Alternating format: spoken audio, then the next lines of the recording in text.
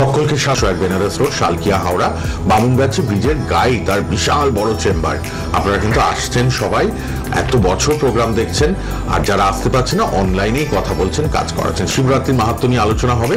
আগে আলাপ করে আমার মাননীয় ব্যক্তিত্ব উপস্থিত, জ্যোতিষ ব্যক্তিত্ব, তিনি অ্যাস্ট্রোটা অনেক লং টার্ম রেজাল্ট দেবে। তাহলে এই সময় চেষ্টা করতে হবে নেগেটিভ থট প্রসেস থেকে বেরিয়ে এসে যথাসম্ভব পজিটিভ থট প্রসেসের মধ্যে থাকার, কারণ পজিটিভ থট প্রসেসে না থাকলে জীবনে উন্নতি করা কিন্তু সম্ভব নয়। ফলে এই ব্যাপারটা অবশ্যই আপনাদেরকে উদ্দেশ্যব্রত। এবং 26শে ফেব্রুয়ারির দিনকেই কিন্তু আপনাদের পুজো অনুষ্ঠান সম্পন্ন করতে হবে।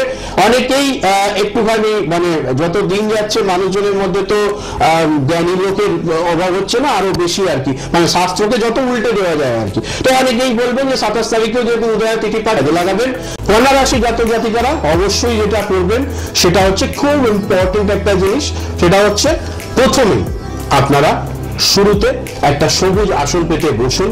তার সঙ্গে সঙ্গে শিবলিঙ্গে আপনারা অবশ্যই গঙ্গা জল এবং তার সঙ্গে সঙ্গে গঙ্গার জলের মধ্যে কিছুটা অবশ্যই কর্পূর মিশ্রিত করে শিরাভিষেক করবেন। মন্ত্র হবে ওম মহামৃত্যুঞ্জয় নমঃ। এই মন্ত্র 108 বার জপ করে এবং তারপর আপনারা অবশ্যই একটু যাকে বলে সাদা চন্দন সুন্দর করে মিশিয়ে ওই বেলপাতাতে শিবলিঙ্গে অর্পণ করবেন, নিশ্চিত ভালো ফলাফল পাবেন। কর্পূরের আরতি করতে ভুলবেন না। মানে রাশি ওয়াইজ যা ডিটেইলিং দিয়েছি, আমার মনে হয় এক একটা ক্লিপ যদি চলে মোটামুটি 2-3 মিনিটের এক একটা ভিডিও হয়ে যাবে। একদম 25 মিনিট দেখতে দেখতে কভার হয়ে গেল। আবার দেখাবে সোম শুক্র রাত 8:30। এখন সবাই রেড বক্সের নাম্বারে ফোন করুন।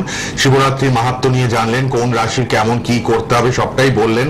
অল্প সময় তো বাধা নিয়মে আমাদের চলবে।